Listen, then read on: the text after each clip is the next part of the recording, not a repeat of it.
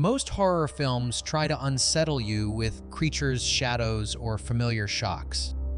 But scattered throughout the history of the genre are a handful of titles that did something far more disquieting. They left viewers genuinely shaken in ways no one could fully explain. These weren't the heavily marketed blockbusters or the notorious cursed productions that built their reputations through controversy. Instead, they were small releases films that slipped quietly into limited theaters, played a few showings, and then faded, but not before leaving behind accounts of reactions so strange that theaters and distributors preferred not to discuss them. People didn't scream or bolt for the exits. What happened was far subtler and far more disturbing. Viewers emerged from screenings unfocused, unsteady, describing sensations of emotional heaviness, sudden anxiety, or the sense that the movie had reached out and touched something raw inside them. Others spoke of dizzy spells, flashes of panic, or a feeling of being observed from somewhere within the auditorium. Most of these incidents appeared only briefly in local papers, snippets of odd behavior that were never followed up on. Studios labeled them exaggerations, coincidences, misunderstandings. But the patterns were difficult to ignore. These films didn't rely on gore or spectacle. Their power lay in the way they manipulated atmosphere, sound pacing, and silence, slipping past defenses and lingering long after the screen went dark. If you choose to continue, be prepared. We're about to revisit 15 films whose reputations were built not on what they showed, but on what they stirred inside the people who watched them. FACT1. Few films manipulate the boundary between screen and physical space as effectively as Anguish. During its earliest screenings, audiences reported a disconcerting collapse between the film's internal world and the theater around them, an effect that left many unsure of what was real. Moviegoers frequently glanced behind them, convinced movement was happening in the aisles. Others insisted the flickering lights in the auditorium synchronized with the flickers on screen, only later learning that this effect was intentionally engineered to blur environmental perception. More alarming were the clustered reactions. In at least 2 early showings, groups of viewers experienced simultaneous panic spikes, clutching their seats or shutting their eyes as if overwhelmed by more than the film's content. The layered audio pulses, whispers, irregular rhythms was later identified as a possible trigger, pushing sensory overload into moments of disorientation. Film scholars describe Anguish as a trap disguised as a narrative. Its perspective shifts destabilize the viewer's sense of spatial context, creating an impression that the film is leaking into the real world. Sound seemed to originate from the theater instead of the movie. Visual cues mimic the eye's peripheral distortions.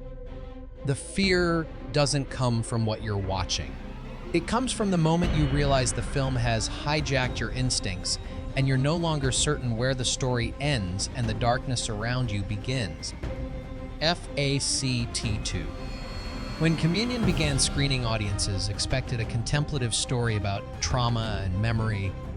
What they weren't prepared for was the uncanny resonance the film had with certain viewers' reactions so intense that theaters quietly reduced showings within days. At the Los Angeles premiere, 2 attendees abruptly left during a pivotal visitation sequence.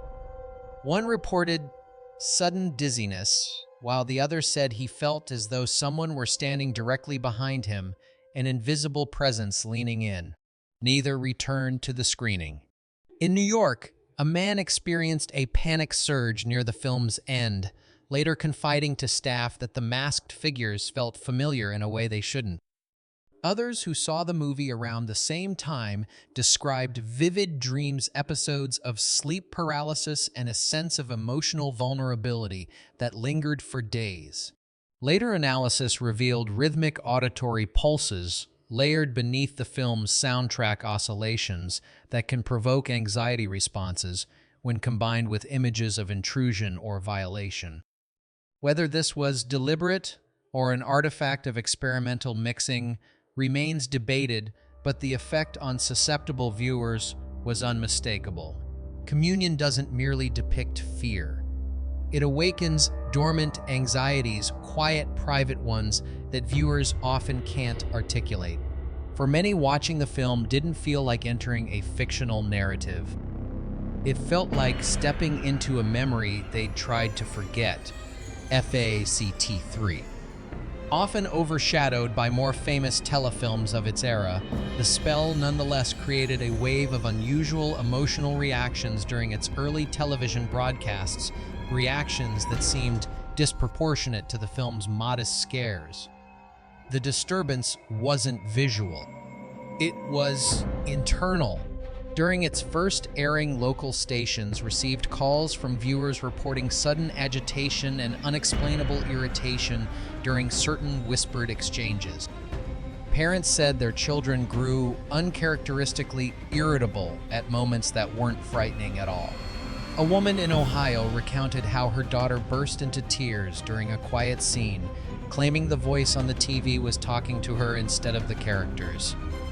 Years later, audio technicians reviewing the original broadcast masters uncovered low-frequency distortions embedded unintentionally into the mix. These tones, while nearly imperceptible, are known to influence emotional sensitivity, making viewers more susceptible to suggestion, tension, or anxiety. One psychologist who studied the viewer complaints concluded that The Spell inadvertently created a state of heightened receptivity, causing certain individuals to feel targeted or implicated by the film's threats. The film never set out to scare through spectacle. Its effect came from the way it slipped beneath the surface, nudging emotions into unfamiliar territory and leaving viewers alarmed not by what they saw, but by what they felt. In the end, the terror wasn't in the movie. It was in the unexpected reactions it awakened. FACT 4. The premonition, marketed as a supernatural mystery, surprised early audiences not with its story, but with the uncanny sense that the film somehow echoed their innermost thoughts. Many viewers described experiencing déjà vu, intrusive impressions, or an eerie sense of mental reflection. A teacher in Florida claimed she recognized a sequence before it even played, insisting she dreamed the very same moment the night prior. She left the theater in tears, shaken by the uncanny overlap. Her account was mirrored by others who felt the film was mirroring their fears back at them. In Colorado, a teenage girl rushed out mid-scene, convinced she knew one of the film's locations despite never having been there. Her parents later confirmed she had described the setting accurately the night before. Technical reviewers studying the film decades later found low-frequency pulses woven into the soundtrack tones, known to mimic the patterns of intrusive thinking. These cues blur the line between external suggestion and internal intuition, making viewers feel as if the film is tapping directly into their subconscious. The premonition unsettles not through spectacle, but through recognition, the disturbing sensation that the movie understands pieces of you that haven't been spoken aloud. For some viewers, that subtle mirroring was far more terrifying than any supernatural revelation. FACT 5.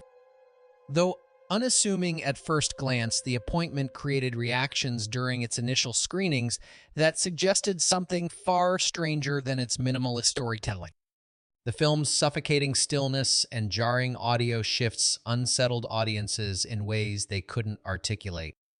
At a Manchester screening, viewers insisted the film felt far longer than its actual runtime. One woman swore she had been inside the theater for nearly an entire afternoon, even though barely 90 minutes had passed. She said the pacing made time feel stretched, like the story existed in its own distorted rhythm. Another man fled during a telephone sequence, claiming the ringing filled him with inexplicable dread, an emotion he couldn't connect to anything on screen.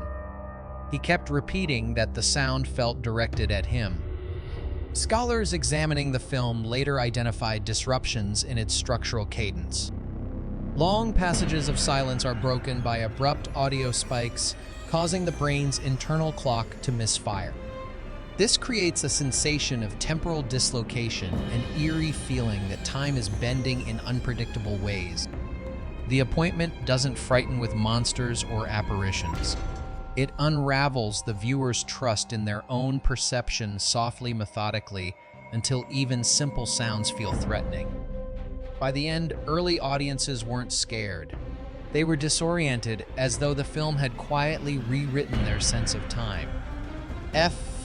CT6, The Other Side of Madness, has often been dismissed as a curiosity from the exploitation era, but those who witnessed its earliest screenings described an experience that reached far beyond unease.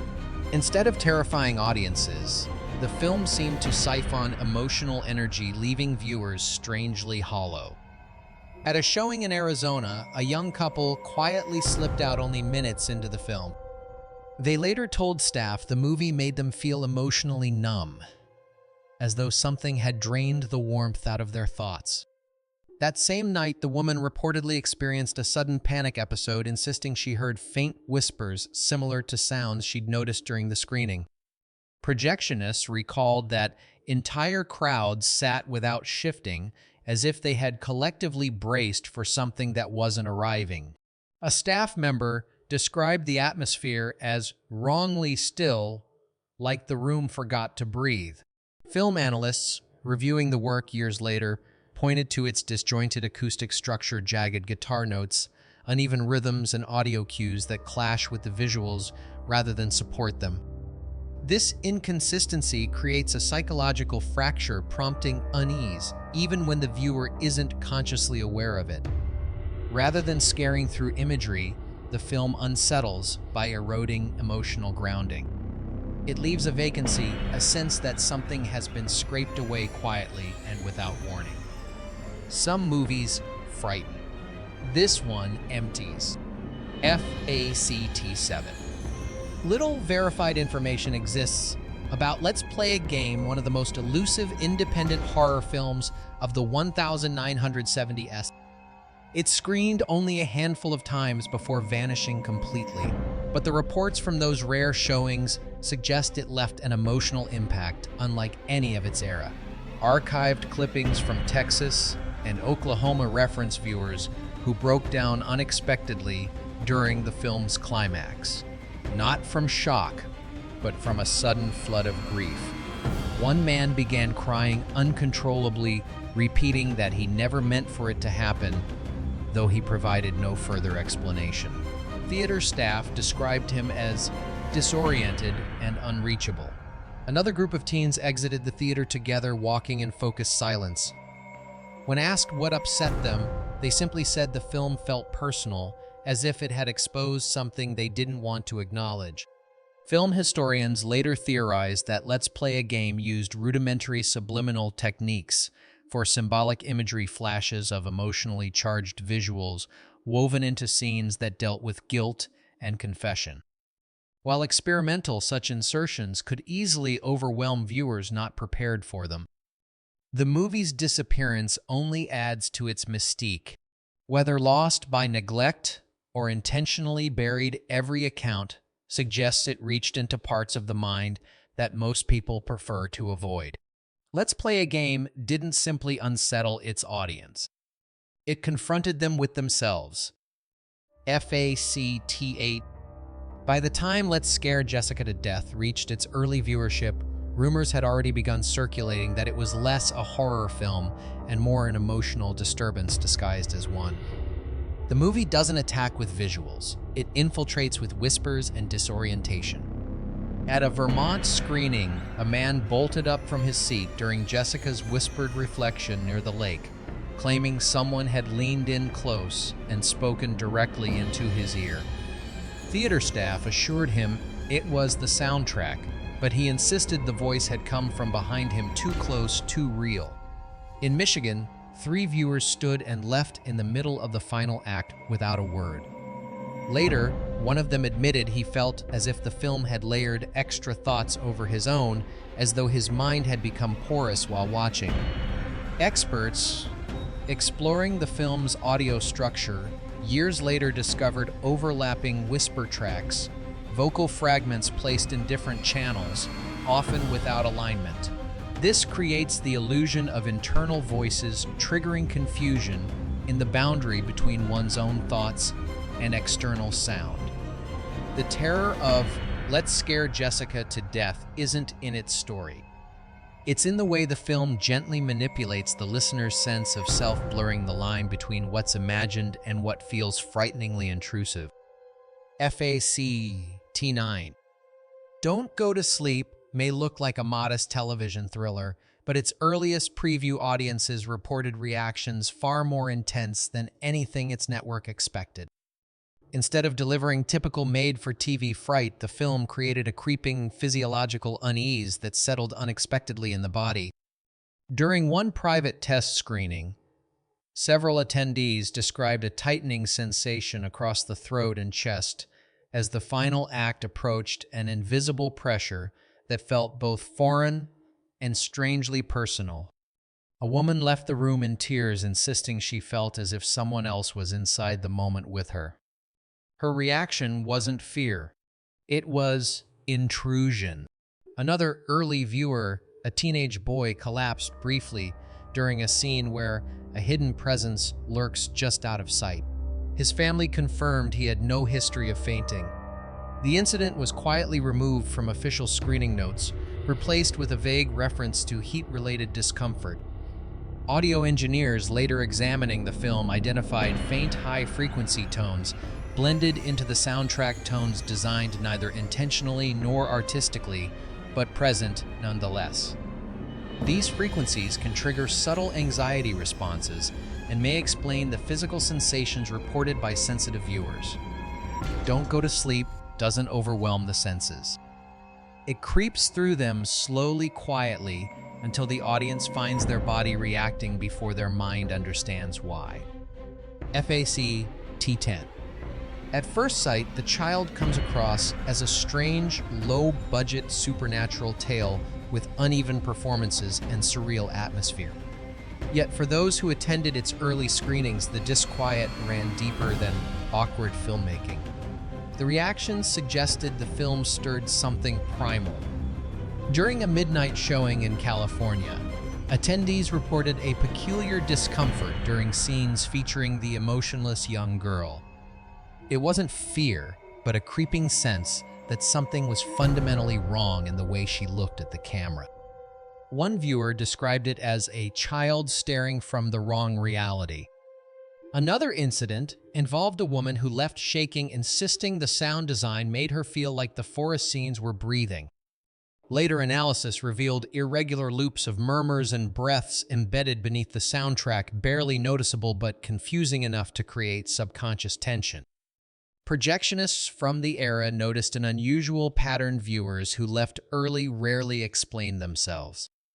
They simply exited quietly, as though the film had drained them of the ability to articulate their discomfort. What makes The Child so unsettling is its friction between image and sound, between stillness and motion, between innocence and something darker. Your mind tries to resolve these contradictions and fails.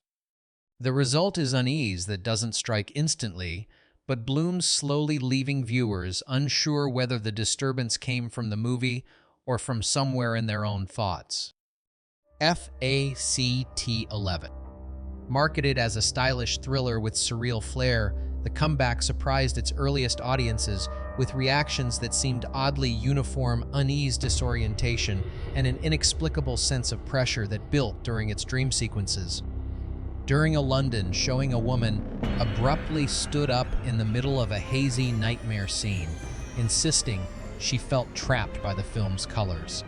She remained upright until staff escorted her out, trembling, as though something in the imagery had encroached too close to her thoughts. Her reaction echoed several others documented across early screenings. In Chicago, attendees in a single row collectively jerked back during a moment featuring a masked figure, an uncanny synchrony that theater staff later described as a wave of recoil. When asked, the viewers said it felt like the figure had somehow leaned toward them. Years later, audio specialists examining the film discovered faint, destabilizing tones beneath the main soundtrack. These weren't loud enough to consciously register, but they could easily disrupt emotional regulation in viewers sensitive to certain frequencies. The result is a film that invades rather than shocks. Its terror doesn't strike, it seeps. The comeback leaves the viewer with a lingering disquiet, as if the movie had quietly rearranged something in their emotional balance. FACT 12. When The Night Visitor quietly appeared in a limited number of Scandinavian and Midwestern theaters, the reactions puzzled even those accustomed to psychological thrillers. Critics brushed it off as slow and bleak, but audiences felt something different, an undercurrent of dread that didn't fade once the lights came up. Reports from Minnesota describe people wandering into the lobby with glassy expressions like they had forgotten where they were for a moment. One elderly viewer drifted outside, circling the building in confusion, muttering that he kept hearing someone behind every shot. Another woman claimed the film created an uncanny sensation of being followed, though she couldn't specify by what. Film analysts who revisited the movie years later noted its odd compositional choices, low camera angles, off-balance framing, and lingering shots that occupy the viewer's peripheral awareness. These visual patterns replicate the feeling of surveillance, not overtly, but in a subtle, creeping way that gradually infiltrates the viewer's nerves. What made The Night Visitor especially unsettling was its quiet insistence. There were no jump scares, no theatrical shocks, just the steady, cold certainty that something unseen was edging closer with each scene. The fear didn't come from the story itself. It came from the sense that the film had stepped across its own borders and into the viewer's space. FACT 13. On the surface, The Evictors appears to be a simple rural thriller, measured pacing, warm cinematography, and a nostalgic period setting. Yet early audiences reported reactions that suggested something deeper, something woven into the film's quiet tension. Students attending a Louisiana screening said they felt a growing heaviness as the film progressed, not fear, but a quiet dread that seemed to gather in their chests. One student later remarked that the film felt too close, as if it had been watching them instead of the reverse. Another disturbing account came from a Texas theater where a woman hurried out mid-scene visibly distressed. She insisted one lingering shot felt like it was pointed directly at her, though it was nothing more than a standard voyeuristic angle. Staff documented the incident due to how unsettled she appeared. Film theorists later traced this effect to the movie's use of perspective, long-stalking camera movements, and extended takes that mimicked the vantage point of an unseen observer. Instead of simply showing terror, the film positions the audience as the ones being watched. Most horror relies on threat. The Evictors relies on implication, on the quiet, gnawing sensation that a presence exists just outside the frame, waiting for you to notice it. And for some viewers, that invisible gaze was far more frightening than anything the story revealed. FACT 14. The Demon never gained widespread notoriety, but those who attended its earliest showings described an experience far stranger than the film's modest premise suggested. Instead of jolting fear, the movie created a creeping sense of imbalance, like the ground under the viewer's mind had shifted a few degrees. During one screening in Arkansas, several people left abruptly, complaining of a vague mental disorientation they couldn't put into words. One man said he felt as if his thoughts kept slipping sideways. Another claimed the final act made him feel as though the room was slowly tilting, even though no one else sensed anything unusual. Projectionists noted that audiences often grew unnaturally quiet during scenes set in dim corridors. It wasn't suspense, more a synchronized stillness, as if everyone's attention had been pulled taut by something they couldn't identify. A theater manager later described the atmosphere during one of these sequences as collective paralysis. Film experts who revisited The Demon decades later traced its unsettling effect to its disjointed editing patterns and lingering shadow compositions. These disrupt the viewer's internal rhythm, nudging their perception ever so slightly off-center. The film never relied on spectacle or gore. Its disturbance came from the way it subtly realigned the viewer's mental footing, just enough that they left the theater feeling out of sync with themselves. FACT 15. The attic doesn't announce its intentions. It unfolds slowly, quietly, so quietly that early audiences had no reason to expect the emotional impact it carried. Yet during its brief theatrical run, theater staff began noticing a pattern. People weren't leaving frightened, they were leaving shaken. In small Midwestern theaters, viewers stepped out mid-film looking disoriented, as if something heavy had settled on them without warning. One attendant recalled an older woman who remained frozen in her seat after the credits, her fingers curled tightly around the armrests. When approached, she whispered that the story had pressed too close to her skin, though she couldn't explain what she meant. Analysts reviewing the film decades later noted its unusual focus on repetitive emotional cues, lingering close-ups, long stretches of silence, and scenes that hold just long enough to unsettle the subconscious. This subtle insistence wears down internal defenses, creating a slow, grinding discomfort rather than traditional fear. Rumors circulated about viewers experiencing dissociation, losing their sense of time during the later scenes, or feeling emotionally stripped. Nothing sensational enough for headlines, but troubling enough that certain theaters stopped scheduling evening showings. Some films scare you by unleashing terror. The attic unsettles by revealing how vulnerable you are when quietly confronted with your own unresolved memories. BONUSFILM.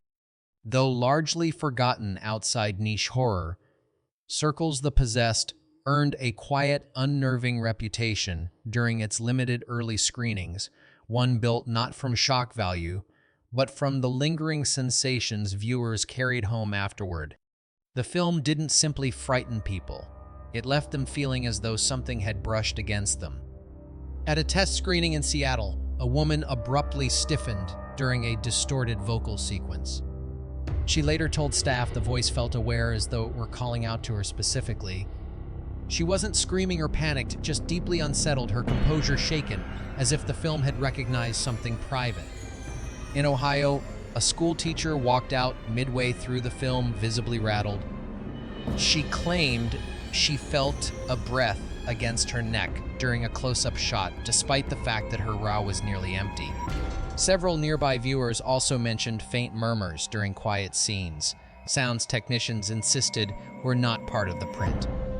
Years later, film scholars examining The Possessed highlighted its reliance on extended close-up shots that linger too long, capturing raw emotional micro-expressions. These create a phenomenon some call empathetic compression, where the audience absorbs distress so directly that it disrupts their emotional stability. But the most unsettling accounts came from after the screenings. Some viewers reported brief flashes of movement in their peripheral vision later that night. Others felt watched in dark hallways or sensed a presence standing just behind them when no one was there. None of the experiences were dramatic, but their consistency was chilling. The Possessed doesn't chase the viewer with monsters or demons. It leaves them with the quiet suspicion that something from the film may have slipped out with them. If you've stayed with us through every unsettling story, take a moment to notice the atmosphere around you. Some films fade when the credits roll, others linger in ways you don't immediately recognize. If you want more buried histories, vanished reels, and the darker corners of horror cinema that rarely see the light, make sure you like, subscribe, and enable notifications so you never miss an episode. Here on The Night Shriek, we don't just uncover forgotten films. We reveal the ones that were never meant to resurface.